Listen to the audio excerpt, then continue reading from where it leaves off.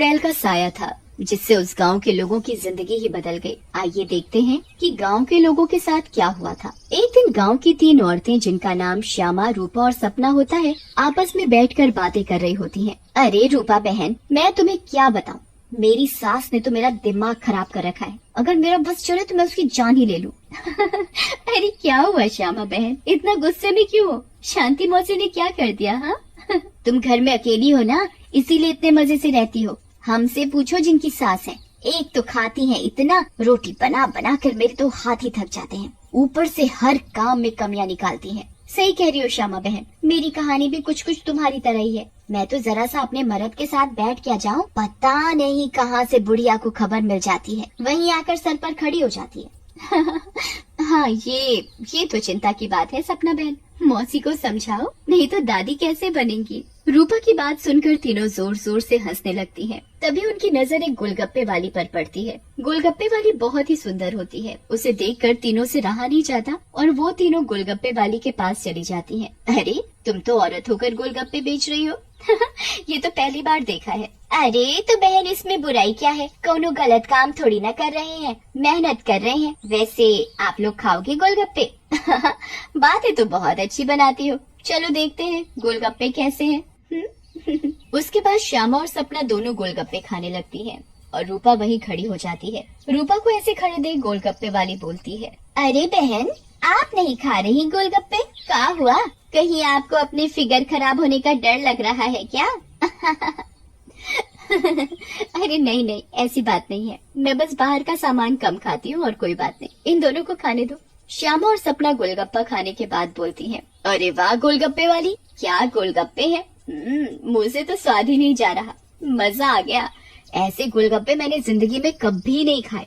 तुम तो रोज आया करो, मैं तो रोज ही खाऊंगी। हाँ हाँ हाँ बहन जी, ये भी कहने की बात है, अब तो मैं रोज ही आया करूंगी, नया नया काम जो खोला है। उसके बाद वो गोलगप्पे वाली वहाँ से चली जाती है और वो तीनों औरतें भी अपने अपने घर चली जाती हैं। अगली सुबह रूपा पानी भरने के लिए कुएं पर जाती है। वहाँ औरतें आपस में बातें कर रही होती हैं। अरे रूपा बहन, पता है तुम्हें श्यामा और सपना कहाँ है? कहाँ है मतलब? अरे अपने घर पर होंगी और कहाँ? आहा, अरे नहीं रूपा बहन, वो दोनों अपने घरों से गायब हैं। कोई कह रहा था कि उनका चक्कर चल रहा था मर्दों के साथ और उन्हीं के साथ घर छोड़कर भाग गई हैं। बेचारे उन दोनों के पति। रूपा को ये बात सुनकर बहुत गुस्सा आता है और वो बोलती है, तुम्हें शर्म आनी चाहिए, औरत होकर औरतों के बारे में ऐसी बातें करते हो। ऐसा कहकर रूपा वहाँ से चली जाती है। शाम को वही गोलगप्पे वाली गांव में फिर से आती है। चीनू और टीनू नाम के 2 मंचुले उसे देखकर बोलते हैं, अबे टीनू, वो देख क्या लड़की है, एकदम एक नंबर। ये तो तेरी भाभी बनने लायक है बेड़ू। सही कह रहा है चीनू, लेकिन इसमें थोड़ा गलती होने का। ये अपन की नहीं, तेरी भाभी बनने लायक है, समझा क्या? फिर वो दोनों गोलगप्पे वाली के पास जाते हैं और बोलते हैं, ए गोलगप्पे वाली, क्या गोलगप्पे खिलाएगी हम दोनों को? आप दोनों भी कैसी बातें करते हैं, ये गोलगप्पे क्या मैंने पानी भरकर होली में मारने के लिए रखे हैं? आप बहुत मजाक किया हो मेरी तरह। वैसे क्या नाम है आपका? नाम में क्या रखा है साहब, आप गोलगप्पे खाइए ना, अगली बार आऊंगी तो नाम भी पता चल जाएगा। फिर चीनू और टीनू गोलगप्पे खाने लगते हैं। वाह, क्या गोलगप्पे हैं, कितने टेस्टी। लगता है तुम्हारे हाथ चूम लूं। मजा आ गया, मजा। फिर टीनू और चीनू गोलगप्पे वाली के सारे गोलगप्पे खा जाते हैं। अरे आप दोनों तो बहुत सारे गोलगप्पे खा गए, कहीं आपका पेट न खराब हो जाए। कुछ नहीं होगा हम दोनों को, हम दोनों का बॉडी एकदम स्टील के माफिक है। वैसे कल आएंगी आप यहाँ? लेकिन गोलगप्पे वाली कुछ नहीं बोलती और वहाँ से चली जाती है। रात में ज्यादा गोलगप्पे खाने की वजह से टीनू और चीनू के पेट में दर्द होता है। हाय रे, मर गया।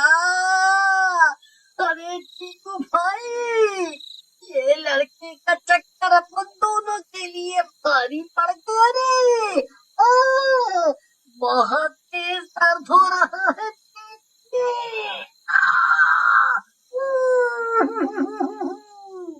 सही बोल रहा है भाई, अपन के पेट में भी बहुत गुड़गुड़ गुड़गुड़ सा हो रहा है और टॉयलेट तो कई बार होकर आया। मर गया रे, फिर से आ गई। टीनू और चीनू दर्द के मारे पेट पकड़कर बैठे होते हैं। तभी वो गोलगप्पे वाली उनके पास आ जाती है और बोलती है, क्या हुआ मेरे आशिकों, ऐसे क्यों बैठे हो? पेट में दर्द हो रहा है क्या? तुम्हें पता था क्या मिलाया है तुमने इसमें, बताओ। लेकिन तभी गोलगप्पे वाली चुड़ैल के रूप में आ जाती है। उसे ऐसे देखकर टीनू और चीनू दोनों घबरा जाते हैं और भागने लगते हैं। ये क्या हो गया अपन लोगों के साथ? हम तो परी समझ रहे थे, ये तो चुड़ैल निकली। अब हम क्या करेंगे? भागो रे भागो, अपनी जान बचाकर भागो। अब हम क्या करेंगे? करेगी तो ये चुड़ैल, अगर हम यहाँ से नहीं भाग पाए, इसलिए भागो यहाँ से। लेकिन चुड़ैल उन दोनों को पकड़ लेती है और मार डालती है और वहाँ से चली जाती है। इसके बाद तो मानो ये रोज की बात हो जाती है। रोज वो चुड़ैल गोलगप्पे वाली बनकर आती और गोलगप्पे खिलाकर रात में लोगों को मार डालती। इन सब से गांव वाले बहुत परेशान हो जाते हैं और एक दिन पंचायत बिठाते हैं। पंचायत में रूपा भी जाती है। अरे भाइयों, गांव संकट में है, हम सबको मिलकर इस समस्या का समाधान निकालना पड़ेगा, नहीं तो एक एक करके पूरा गांव ही खाली हो जाएगा। तभी रूपा का पति दीनू बोलता है, लेकिन सरपंच जी, हमें तो कुछ पता नहीं है कि ये सब कौन कर रहा है, या लोग अपने आप सब छोड़कर जा रहे हैं। सही कह रहे हो दीनू बेटा, लेकिन हम और अपने गांव वालों को जाने नहीं दे सकते, हमें कुछ तो करना ही होगा। हाँ। फिर पंचायत में कोई भी फैसला न निकलने पर सभी गांव वाले अपने अपने घर चले जाते हैं। उसी दिन दोपहर में चुड़ैल फिर से गोलगप्पे वाली का भेष बदल कर गाँव में आती है। रूपा उसके पास जाती है और बोलती है, अरे गोलगप्पे वाली, जरा गोलगप्पे खिला दे, सुबह से मन खराब हो रहा है, शायद चटपटा खाने से ठीक हो जाए। लेकिन तभी उसकी नजर गोलगप्पे वाली के पैरों पर पड़ती है। गोलगप्पे वाली के पैर उल्टे होते हैं। रूपा ये देखकर समझ जाती है कि हो ना हो ये इसी का किया धरा है। रूपा सब समझने के बावजूद गोलगप्पे खाने लगती है और खाकर वहाँ से चली जाती है और दीनू के घर में जाकर सारी बात बताती है, जिसे सुनकर दीनू बोलता है, तुम पागल हो गई हो क्या रूपा? अगर उस गोलगप्पे वाली पर तुम्हें शक था तो तुमने गोलगप्पे क्यों खाए और अपनी जान जोखिम में क्यों डाली? मैंने अपनी जान जोखिम में नहीं डाली, तुमने एक बात पर ध्यान नहीं दिया। गांव में जितनी भी लाशें मिली हैं वो सिर्फ आदमियों की हैं, एक भी औरत की नहीं है। इसका मतलब ये है कि ये चुड़ैल अभी सिर्फ आदमियों को मार रही है। लेकिन रूपा, फिर भी औरतें तो गायब हो रही हैं और वो चुड़ैल निकली तो तुम उसका मुकाबला कैसे करोगी? हम औरतों में बड़ी शक्ति होती है, हम अगर अपनी पर आ जाएं तो किसी को भी अपने बस में कर ले। ये तो एक चुड़ैल है, इसे मैं देख लूंगी। तुम चिंता मत करो। फिर रूपा और दीनू अपने कमरे में सो जाते हैं, लेकिन रूपा की चिंता में दीनू को नींद नहीं आती और वो आंख बंद करके लेटा रहता है। रात में चुड़ैल उन दोनों के कमरे में आती है और रूपा को यूं आराम से सोते हुए देखकर हैरान रह जाती है। ये औरत तो वाकई बहुत निडर है, क्या मस्त सो रही है, लेकिन आज के बाद डरेगी। ऐसा कहकर चुड़ैल सोती हुई रूपा को उठा लेती है और जंगल की ओर चल पड़ती है। दीनू भी चुपचाप चुड़ैल का पीछा करने लगता है। चुड़ैल एक गुफा के सामने पहुंचकर रुक जाती है और गुफा को खोलती है। खुल जा सिमसिम। गुफा का दरवाजा खुल जाता है और चुड़ैल अंदर चली जाती है। दीनू भी चुपके से उनके पीछे पीछे अंदर चला जाता है। अंदर जाकर चुड़ैल रूपा को एक अंधेरे कमरे में ले जाती है और रोशनी करती है। जैसे ही वहाँ रोशनी होती है, गांव की बाकी औरतें भी रूपा को दिखाई देती हैं। श्यामा और सपना भी वहाँ होती है। अरे चुड़ैल, ये सब क्या है?